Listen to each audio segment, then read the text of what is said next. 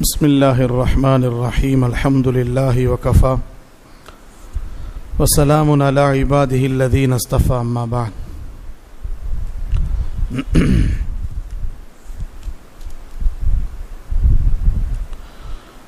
وإلى مدين أخاهم شعيبا قال يا قوم اعبدوا الله ما لكم من إله غيره ولا تنقصوا المكيال والميزان إني أراكم بخير وإني أخاف عليكم عذاب يوم محيط ويا قوم أوفوا المكيال والميزان بالقسط ولا تبخسوا الناس أشياءهم ولا تعثوا في الأرض مفسدين صدق الله العظيم. அன்பிற்குரிய அல்லாஹ்வின் நல்லடியார்களே, அல்லாஹ் ஜல்ல ஷானஹு தஆலா நமக்கு தராவியுடைய தொழுகையிலே சூரத்து ஹூதுடைய ஒரு பெரும் பகுதியையும் சூர யூசுஃபுடைய சூறாவை முழுமையான முறையிலேயும் சூரத்து ராதுடைய சூறாவின் ஒரு சில பகுதிகளை நமக்கு ஓதி காட்டினார்கள். அன்பானவர்களே, சூரத்து ஹூத் என்ற இந்த சூறாவிலே அல்லாஹ் ஜல்ல ஷானஹு தஆலா ஆதுடைய கூட்டத்தார்கள், சமூதுடைய கூட்டத்தார்கள், மதியன் வாசிகள், லூத் அலைஹிஸ்ஸலாம் அவர்களுடைய கூட்டத்தார்கள், மூசா அலைஹிஸ்ஸலாத்து வஸ்ஸலாம் அவர்களுடைய கூட்டத்தார்கள், இவர்கள் நபிமார்கள் ஏன் அனுப்பப்பட்டார்கள், அந்த சமுதாயத்தில் எந்த மாதிரி உழைப்புகளை செய்தார்கள் என்பதை அல்லாஹ் இதில் சுருக்கமான முறையிலே சொல்கிறான். சூர யூசுஃபுடைய சூறாவிலே நமக்கெல்லாம் தொடர்ந்து ஒவ்வொரு வருடம் நாம் கேட்டுக்கொண்டு தான் இருக்கிறோம். அதை நாம் பேசிக்கொண்டே இருக்கலாம். சென்ற வருஷத்துடைய பயான் நான் சொல்லியிருக்கிறேன். யூசுஃப் அலைஹிஸ்ஸலாத்து வஸ்ஸலாமுடைய சூறாவிலே நாம் ஆய்வு செய்து பார்த்தால், தர்ஜமாவையோ அல்லது அதனுடைய விளக்கத்தை நாம் பார்க்கின்ற நேரத்திலே கடைசியாக அல்லாஹ் அதில் சொல்கிறான், லகது கான ஃபீ கஸ்ஸஸிஹிம் இப்ரத்துல் லிஉலில் அல்பாப், இவர்களுடைய இந்த சம்பவத்திலே அறிவாளிகளுக்கு படிப்பினை இருக்கிறது, சிந்திப்பவர்களுக்கு இதில் படிப்பினை இருக்கிறது, இப்ரத் இருக்குது என்று அல்லாஹ் ஜல்ல ஷானஹு தஆலா இதிலே சொல்லி காட்டுகிறான். கண்ணியமானவர்களே, பெரியார்கள் கிதாப் எழுதி தனித்தனி இந்த சூறாவுக்கு தனி விளக்கமே எழுதியிருக்கிறார்கள். அஹ்சனுல் கசஸ் அப்படின்னு சொல்லி 400 பக்கத்தில் ஒரு தனி தஃப்சீர் எழுதியிருக்கிறாங்க சில பேர். பீர் ஜுல்ஃபிகார் சாப் தாமத் பரகாத் அவங்க எழுதியிருக்கிறாங்க, யூசுஃப் அலைஹிஸ்ஸலாத்து வஸ்ஸலாம் இந்த சூறாவிலே 101 நுகாத், 101 நுட்பமான கருத்துகள் இதில் என்ன இருக்கிறது என்பது தனி கிதாபே எழுதியிருக்கிறாங்க. ஒரு இடத்துல பயான் செய்திருக்கிறாங்க ஹஸரத்து. நாம் லைப்ரரியில் போய் கடைகளில் போய் கேட்டால் யூசுஃப் அலைஹிஸ்ஸலாத்து வஸ்ஸலாமுடைய 101 நுட்பமான ஹிக்மத்தான விஷயங்கள் என்ன என்பதை அதில் தெரிந்து கொள்ளலாம். இன்னைக்கு நான் உங்களுக்கு சொல்ல வேண்டிய முக்கியமான விஷயம் என்னவென்று சொன்னால், ஹஜ்ரத் ஷுஐப் அலைஹிஸ்ஸலாத்து வஸ்ஸலாம் என்பவர்கள் யார், இவர்கள் எந்த நாட்டுக்கு அனுப்பப்பட்டார்கள், ஏன் அனுப்பப்பட்டார்கள், அந்த ஊர்வாசி செய்து கொண்டிருந்தார்கள் என்பதை சுருக்கமான முறையிலே இன்னைக்கு ஓதப்பட்ட தராவி தொழுகையிலே அல்லாஹ் ஜல்ல ஷானஹு தஆலா கூறுகிறான். வயிலா மதியன அகாஹும் ஷுஐபா, ஹஜ்ரத் ஷுஐப் அலைஹிஸ்ஸலாத்து வஸ்ஸலாம் அவர்களை அல்லாஹ் ஜல்ல ஷானஹு தஆலா மதியன் என்ற எங்க இருக்கிறது, அரபு நாடு, சிரியா நாடு, எகிப்து நாடு, முல்கே ஷாம்ல கடைசி பகுதியில் இந்த மதியன் என்ற ஊர் இருக்கிறது. அரபு நாடு, எகிப்து நாடு, முல்கே ஷாம், இந்த 3 நாடுடைய சர்க்கிள்ல இது இருக்குது. எது? மதியன் என்ற ஊர். பொதுவாகவே முல்கே ஷாமுடைய வியாபாரிகள் அதிகமாக இருப்பார்கள், எகிப்து நாட்டு வியாபாரிகள் இருப்பார்கள், அரபு நாட்டு வியாபாரிகள் இருப்பார்கள். நாம் அடிக்கடி நபி அவர்களுடைய சீரத்துடைய பயானை கேட்டுக்கொண்டிருப்போம். மக்காவாசிகள் எல்லாமே எங்க வியாபாரத்துக்கு போவாங்க, முல்கே ஷாமுக்கு போவாங்க, யமன் நாட்டுக்கு போவாங்க. இந்த 3 நாடுகள் வியாபாரம் செய்யக்கூடிய மைன் இடமாக மதியன் என்ற ஊர் இருந்தது. மதியன் அப்படின்னு அந்த ஊருக்கு ஏன் பெயர் வைக்கப்பட்டது என்று சொன்னால், இப்ராஹிம் அலைஹிஸ்ஸலாம் அவர்களுடைய மகன்ல ஒரு மகன் மதியன். அது அந்த ஊரில் அவர்கள் இருந்த காரணத்தினால அந்த மதியன் என்ற பெயர்ல அந்த ஊருக்கு பெயர் வைக்கப்பட்டது. அல்லாஹ் ஜல்ல ஷானஹு தஆலா இந்த ஊருக்கு எந்த அளவுக்கு செல்வங்களை தந்தான் என்று சொன்னால், உலக நாட்டுகளுடைய வியாபாரம் எல்லாம் நிர்ணயிக்கக்கூடிய இடமாக மதியன் இருந்தது. எப்படி இன்னைக்கு உலகத்துடைய மார்க்கெட்டு, நியூயார்க் என்ற மார்க்கெட்டு, அமெரிக்காவுடைய மார்க்கெட்டு நிர்ணயிக்கிறதோ, எது எடுத்தாலும் டாலர் வச்சு தான் இது பண்றானா இல்லையா?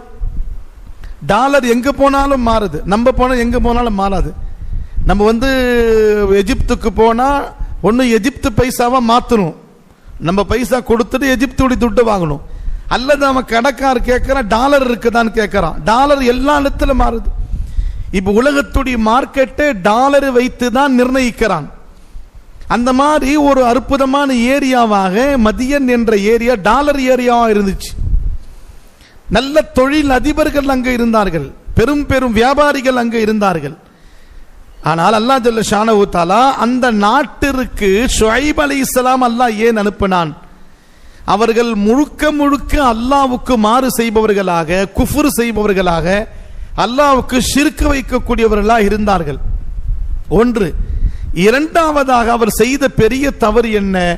வியாபாரத்திலே மோசடி செய்யக்கூடியவர்கள், வியாபாரத்திலே மோசடி செய்பவர்கள். வியாபாரத்தில் அவர்கள் எந்த அளவுக்கு மோசடி செய்வார் சொன்னா, அவுஃபுல் கைல வல் மீசான, அளந்து போடுவதிலே மோசடி செய்வார்கள், நிறுத்தி போடுவதிலே மோசடி செய்வார்கள். மக்களிடத்திலே பொருளை வாங்கி பொருளை கொடுத்தால் அவர்களுடைய பொருள் வாங்கும் போது அதிகமாக வாங்கிக் கொள்வார்கள், தங்களுடைய பொருளை கொடுத்தால் கம்மியாக கொடுப்பார்கள். இது ஒண்ணு.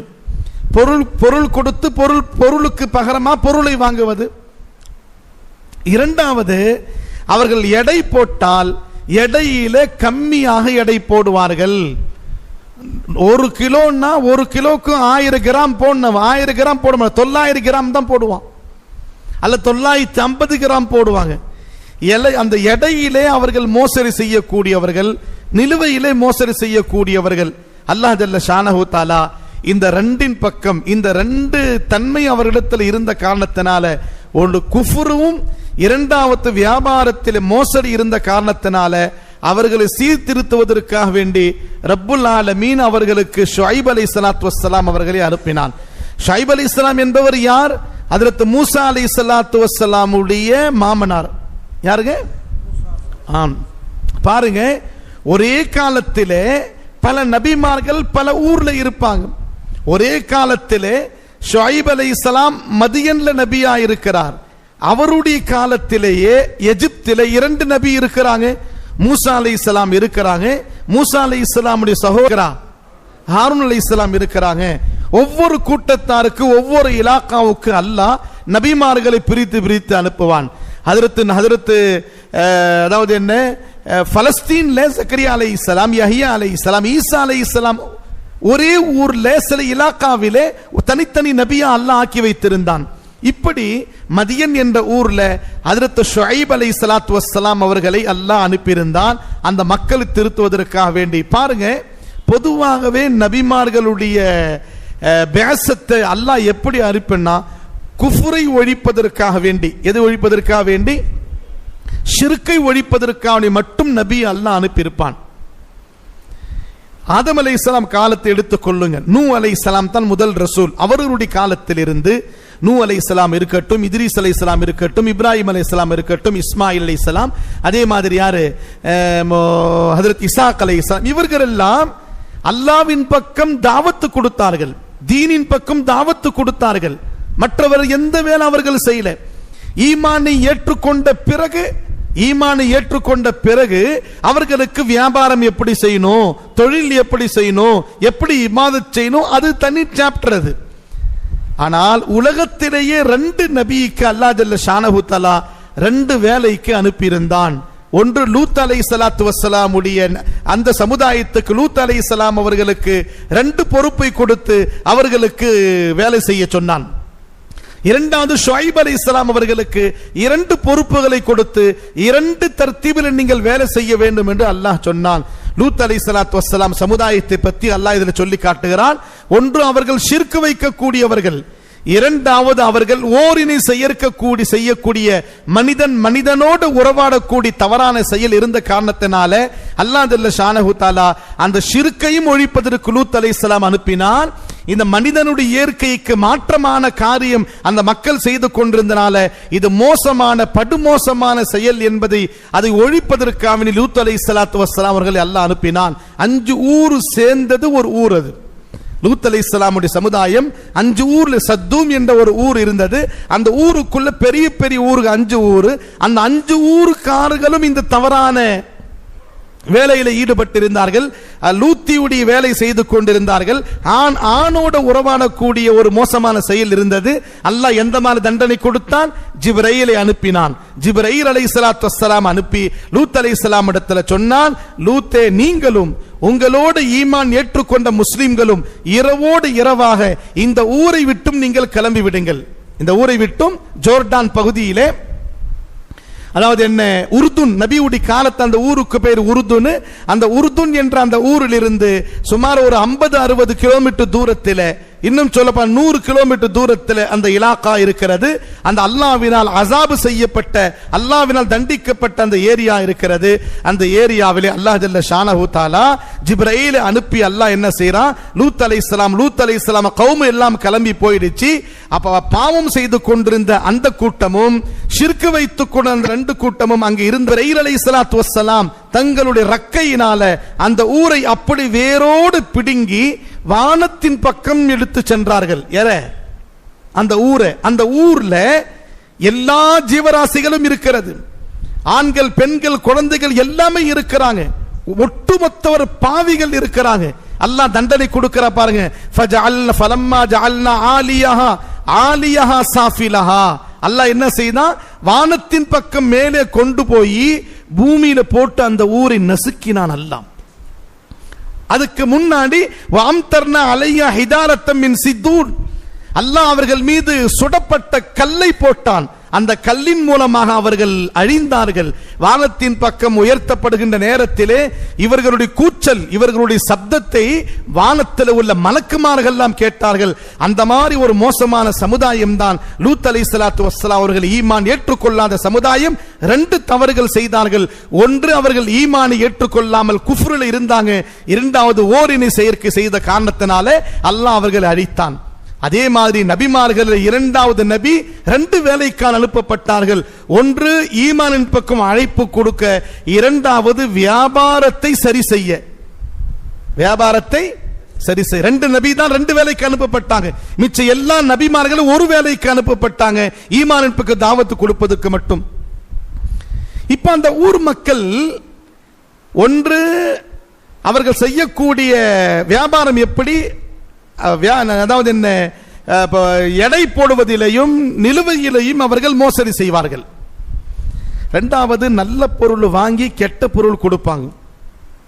நல்ல பொருள் வாங்கி கெட்ட பொருள் கொடுப்பாங்க. மதீனாவுக்கு நபி போன உடனேயே மார்க்கெட்ல கஸ்ட் செய்தாங்க. எங்க போனாங்க? மார்க்கெட்டுக்கு போவாங்க நபி. கஸ்ட்ல போய் ஒரு நபர், என்ன வெளியூர்காரர் என்ன பண்ணாருன்னா, ஒரு பாத்திரம் இருந்துச்சு. அந்த பாத்திரம் மேல கோதுமை இருந்துச்சு. பாத்திரத்தின் மேல, அது மேல கோதுமை வியாபாரம் செய்யறார் அவர். நபி ஸல்லல்லாஹு அலைஹி வஸல்லம் என்ன செய்தாங்க? ஒரு கடையில போய் செக் பண்ண போகும்போது அந்த பாத்திர பர்த்தன்ல அங்க இருந்த அந்த கூடையில கைய உள்ள விட்டு இப்படி திருப்பி போட்டாங்க. அந்த கோதுமையை, கீழே உள்ள கோதுமை ஈரமா இருக்கிறது, மேல உள்ள கோதுமை காஞ்சிருக்குது. நபி ஸல்லல்லாஹு அலைஹி வஸல்லம் சொன்னாங்க, இந்த மாதிரி மோசடியான வியாபாரத்தை நீங்க செய்யக்கூடாதுன்னாங்க. ஒரு கோதுமை 1 கிலோ, அதாவது என்ன, 1 கிலோ கோதுமை 1 திர்ஹம் அப்படின்னு சொன்னா, காய்ந்த கோதுமை போட்டா அதிகமா வரும், ஈரமான கோதுமை போட்டா 3/4 கிலோ தான் வரும். அப்படிதானங்க? அதனால நீங்க இந்த மாதிரி வியாபாரம் செய்யக்கூடாது. கீழே ஒரு தரம், மேல ஒரு தரமா இருக்கக்கூடாது. ஈரமான கோதுமைன்னா அது தனியா இல்லைங்க, காய்ந்த கோதுமை அது தனியா வியாபாரம் செய்யுங்க. காய்ந்த கோதுமையும் ஈரமான கோதுமையும் நீங்கள் ஒன்று சேர்த்து வியாபாரம் செய்தால் இது இடையிலே மோசடி என்று நபி அவர்கள் மதீனத்து மக்களுக்கு சொல்லி காட்டினார்கள். வைலுல்லில் முத்தஃபிஃபீன் அல்லதீன இதக்தாலு அலன் நாஸ் யஸ்தௌஃபூன். இந்த வைலுல்லில் முத்தஃபிஃபீன் அதாவது என்ன? தத்ஃபீஃப், எடையிலே முன்னாடி பின்னாடி செய்வது, எடையிலே மோசடி செய்வது செய்யக்கூடிய மக்களுக்காக இறக்கப்பட்ட சூரா இது. அதனால் தான் நபி ஸல்லல்லாஹு அலைஹி வஸல்லம் சொன்னாங்க, வியாபாரி சாதாரண மனிதர் அல்ல, வியாபாரி நம்பிக்கைக்குரியவர். வியாபாரிக்கு என்ன தன்மை நபி என்ன பட்டத்தை கொடுத்தாங்கன்னா அமீன் என்ற பட்டத்தை கொடுத்தாங்க. என்ன பட்டத்தை கொடுத்தாங்க? அந்த கடைக்கு போனா பொருளும் சுத்தமா இருக்கும், நம்பிக்கையா வாங்கலாம் அப்படின்னு மக்கள் சொல்றாங்களா இல்லையா? நம்பிக்கையா வாங்கலாம், எல்லாமே சுத்தமானது. பெரிய ஆளு போனா எப்படி அந்த பொருள் வருமோ, சின்ன பசங்க கையில கொடுத்து போனா கூட சுத்தமான பொருள் தருவார், ரேட்டும் சுத்தமா அவர் தருவார். நம்பிக்கையான வியாபாரி என்று நாம் பெயர் பெறக்கூடிய மக்களா இருக்க வேண்டும். அத்தாஜிரு சதூக் மஅன் நபி மஅல் அன்பியாஇல் பரரா. இன்னொரு ஹதீஸிலே மஅன் நபியீன வஸ்ஸித்தீகீன வஸ்ஸாலிஹீன், நபிமார்களோடு சித்திகீன்களோடு சாலிஹீன்களோடு இருப்பார்கள் உண்மையான வியாபாரி. அத்தாஜிரு சதூக்குல் அமீன், உண்மை பேசி நீ அமானிதமான ஒரு வியாபாரி நாளை கியாமத் நாளையிலே நபிமார்களோடு இருப்பாங்க. நாம் என்ன செய்திருக்கோம் சகோதரர்களே? நம்முடைய தீனை இஸ்லாமே இபாதத்திலே சுருக்கிட்டோம். कौन भाई अच्छा तहज्जुद गुजार, 5 वक्त नमाज, सुबह जाक तस्बीहात, एक दिन को 10 जुज पढ़ने वाले, सब इबादत हैं. मुआमलात में कैसा है? बराबर नहीं. अल्लाह रिजेक्ट பண்ணிடுவான் எல்லாத்தையும். ரெண்டையும் பார்க்கணும், ஹுகூகுல்லாவையும் பார்க்கணும், ஹுகூகுல் இபாதையும் பார்க்கணும். முஆமலாத், முஆஷராத், அக்லாகியாத் இதுவெல்லாம் அடியார்களுக்கு செய்ய வேண்டிய கடமைகள்ல உள்ளது. இதுவெல்லாம் தீன் இபாதத்தின் மூலமா மட்டும் தீன் பரவாதுங்க. நம்முடைய இபாதத்தை பார்த்து ஒரு ஆள் இஸ்லாத்தை ஏத்துக்கிறான்னா அல்ஹம்துலில்லாஹ் சும்ம அல்ஹம்துலில்லாஹ். அதைவிட அதிகமாக முஆமலாத்தின் மூலமாக, முஆஷராத்தின் மூலமாக, அக்லாகியாத்தின் மூலமாகத்தான் நபியுடைய காலத்தில் தீன் பரவியது. இபாதத்தை பார்த்து காஃபிர்கள் வெறுப்பு ஏற்பட்டது. காஃபிர்களுக்கு இபாதத்தை பார்த்து அபூபக்கர் சித்திக் ரலியல்லாஹு அவர்கள் அவர்களுடைய சபூத்தராவில் திண்ணையில குர்ஆன் ஓதி கொண்டிருக்கிறாங்க. மூச்சு போற அளவுக்கு அபூபக்கர் ரலியல்லாஹு அடித்தாங்க நபியுடைய ஹஜ்ரத் ரசூலுல்லாஹ்வுடைய இபாதத்தை பார்த்து. அதே மாதிரி அந்த அபூபக்கர் ரலியல்லாஹு இபாதத்தை பார்த்து வெறுப்பு ஏற்பட்டது அவர்களுக்கு. இஸ்லாத்தின் மீது முஹப்பத் மக்களுக்கு எப்போ வரும்னா, நம்முடைய தீனை, நம்முடைய அக்லாக்க, நம்முடைய ஷரியத்தை, நம்முடைய குர்ஆனுடைய சட்டங்களை, நபியுடைய சுன்னத்தை வியாபாரம் ரீதியில நாம் காட்ட வேண்டும். சைனாவில் இஸ்லாம் வந்தது, இந்தோனேஷியாவில் இஸ்லாம் வந்தது வியாபாரிகள் மூலமாகத்தான். 25 வயசிலே அரபு நாட்டுடைய வியாபாரத்துடைய மார்க்கெட்டை புரட்டி போட்டவர் எம்பெருமானார் ரசூலுல்லாஹி ஸல்லல்லாஹு அலைஹி வஸல்லம். சீமாட்டி பெண்ணாக இருந்த ஹதீஜத்துல் குப்ரா, எத்தனையோ வாலிபர்கள் மக்கத்துல் முக்கர்ரமாவில் இருக்க முகமது நபி அவர் கையில கொண்டு போய் கொள்முதல் செய்து பொருளை கொடுத்து சிரியா நாட்டில் போய் வியாபாரம் செய்துட்டு வாப்பா சொல்லி அனுப்பும் பொழுது ஒரு பொருள் கொடுத்துட்டு போனா 10 மடங்கு லாபத்தை கொண்டு வந்தாங்க ரசூலுல்லாஹி ஸல்லல்லாஹு அலைஹி வஸல்லம். 10 மடங்கு லாபத்தை கொண்டு வந்தாங்க. சஹாபாக்கள் இந்தோனேஷியாவில் தீனை கொண்டு வரும் பொழுது, உங்களுடைய கடையில மட்டும் கூட்டம் அதிகமா இருக்கிறது, அதே பொருள் நாங்கள் வச்சிருக்கிறோமே, எங்க கடையில ஏன் கூட்டம் வரல? அப்போ சஹாபா பெருமக்கள் சொன்னாங்க, நபி ஸல்லல்லாஹு அலைஹி வஸல்லம் எங்களை தீனு கொடுத்து வெளிநாடுகளுக்கு அனுப்பும் பொழுது வியாபாரம் எந்த மாதிரி செய்யணும் என்று எங்களுக்கு சொல்லி தந்தாங்க. 3 உசூல், 3 சிஃபத்தின்படி வியாபாரம் செய்தால் அந்த வியாபாரத்திலே பர்க்கத்தும் இருக்கிறது, அந்த வியாபாரத்திலே அடுத்தவர்களுக்கு ஹிதாயத்தும் இருக்கிறது. செய்யலாமா? வியாபாரிகள் செய்யணும். இது நம்மால் முடியும். ஒண்ணு, நம்முடைய பேச்சு சுத்தமா இருக்க வேண்டும். நம்முடைய பொருள் என்ன இருக்கிறதோ அந்த பொருள் எப்படி எந்த ஹாலத்தில் இருக்கிறதோ அந்த ஹாலத்தை அப்படி சொல்லணும். ஒரு துணி கடைக்கு போனோம் அப்படின்னு சொன்னா, இந்த துணி 100 ரூபாய். சில நேரத்தில் ரம்ஜான்ல துணி வாங்குறது உண்டு. நான் கடைங்கள்ல ஒருத்தர் வர भाई कितना भाई मीटर है? हजरत मीटर से पूछने को तुम्हें पहले ले लो, तुम्हें कितना मीटर होना तुमना. அவன் எந்த மாதிரி தஷ்கீல் பண்ணுவான்னா அது வாங்கிக்கிறது நம்ம. சரி ஒரு மீட்டர் துட்டுன்னு சொல்லுவார். कैसा भाई अच्छा रंगा क्या? हजरत बार बार आको तुम्हें मुझे याद करेंगे. உண்மையிலே 2 மாசத்துல யாத் பண்ணவன நான். 2 மாசத்துல யாத் வந்துச்சு. பிரஷ் போட்டு ஜிப்பாவை தேய்ச்சா ஜிப்பா கிழியுது. बार बार याद आச்சு. அப்புறம் ஜிம்மாப்பா நீ சொன்னது ஒன்று அடிக்கடி ஞாபகம் வந்துச்சு. அதாவது சொல்றது ஒண்ணு, துணி ஒண்ணா இருக்கக்கூடாது. பேச்சில சுத்தம். நம்மள்ட்ட எந்த குவாலிட்டியான பொருள் இருக்கிறதோ அந்த குவாலிட்டியான பொருளை வரக்கூடிய கஸ்டமருக்கு சொல்லி நம்ப கேட்டகரி இருக்குதா இல்லையா? 150 ரூபாய், 100 ரூபாய், 50 ரூபாய், இந்த குவாலிட்டி. பேச்சில சுத்தம் இக்ரமா இன்ஷா அல்லாஹ். ஆம். இரண்டாவது பாருங்க, அந்த பேச்சில சுத்தம் கூட சில பேர் என்ன செய்வாங்கன்னா, ஒரு பொருள் 100 ரூபாய்க்கு வாங்கி இருப்பாங்க. இவர் என்ன செய்வாரு, ஒரு 20 ரூபாய் எக்ஸ்ட்ரா வச்சு 120 ரூபாய் விற்பார் வியாபாரி. சில பேர் என்ன செய்வாங்க, அதையே 100 ரூபாய்க்கு டபுள் ஆக்கி 200 ரூபாய் விற்பாங்க. அவருக்கு 120 ரூபாய் வித்தாலும் 20 ரூபாய் அவருக்கு லாபம், அல்லது 150 ரூபாய் வித்தா 50 ரூபாய் லாபம். 200 ரூபாய் சொல்றார் ஒரு பொருளை. நான் உதாரணத்துக்கு சொல்றேங்க, இதுல வியாபாரி வந்து அது கை சமாளம் சொல்லாது, உதாரணத்துக்கு சொல்றேன் நான். 200 ரூபாய் விற்பார். அப்போ நம்ம அவர்கிட்ட கேட்போம், இல்ல பாய் 150 ரூபாய் கொடுங்க பாய். ஹசரத் எனக்கு அசலே 180 இது. அவர் வாங்குது எவ்வளோ? அட சொல்லுங்களேன், 100 வாங்குது, 50 ரூபாய் லாபத்தில் விற்கிறாரு, 200 ரூபான்னு சொல்றாரு. இப்போ நம்ம 150 ரூபான்னு கேட்கிறோம். இவர் என்ன சொல்றாருன்னா, எனக்கு அசலே 180, 180 ரூபாயே. இது உண்மையா பொய்யா? இந்த மாதிரி வியாபாரம் செய்யாதீங்க. ஐசா பேப்பார் கர்னா ஜாயிஸ் நை, அசல் கிசல் சொல்லாதே. அதுல 150 ரூபாய் எடுத்துங்க, 180 ரூபாய் எடுத்துங்க, உங்களுக்காக வேண்டி 20 ரூபாய் கம்மி பண்ற. இந்த மாதிரி பேசிக்க. நீ 100 ரூபாய் பொருள் வந்து நீ 300 ரூபாய் தப்பு ஒண்ணு இல்லை. ஆனால் அசல் எனக்கு இவ்வளவு வந்துச்சு சொல்லக்கூடாது. அசல் உண்மையிலே வந்துச்சுன்னா அந்த அசலை சொல்லுங்க. ஆனா பொய் சொல்லி வியாபாரம் செய்து அதிலிருந்து வரக்கூடிய மன்ஃபஅத்தை, லாபத்தை கொண்டு போய் நம்முடைய குடும்பத்துடைய பிள்ளைகளுக்கும் மனைவி மக்களுக்கு செலவழித்தால் அதன் மூலமா சாப்பிடக்கூடிய உணவு, அந்த உணவின் மூலமா உருவாகக்கூடிய ரத்தங்கள், தவறான ரத்தங்கள் உடம்புல ஓடும். இபாதத்துடைய ஜஸ்பா, நல்ல குழந்தைகள் நம்முடைய பேச்சு கேட்காது. சர்வ சாதாரணமா வாங்கி போட்டுரும். அந்த பிள்ளைகளுக்கு ஒண்ணு தெரியாது, ஹராம் ஹலால் தெரியாது. அதான் சஹாபா பெருமக்கள் சொன்னாங்க, எங்க நபி ஸல்லல்லாஹு அலைஹி வஸல்லம் சொன்னாங்க, 3 உசூலோட வியாபாரம் செய்யுங்க. ஒன்று என்ன? பேச்சு சுத்தமா இருக்க வேண்டும். இரண்டாவது எடை சுத்தம். எடை கரெக்டா இருக்கணும். நம்முடைய பொருள் கூட ஒரு 10 கிராம் எக்ஸ்ட்ரா கொடுத்துடலாம். கஸ்டமருடைய எந்த இது வந்து நம்ம வந்து ஒரு 2 கிராம் கூட கம்மியாகும். சில பேர் கரெக்டா 1 கிலோ 1 கிலோ கொடுப்பாங்க, பாராட்டலாம் அவங்கள. 1 கிலோக்கு 1.10 கொடுத்தாருன்னாக்கா துவா செய்யலாம்.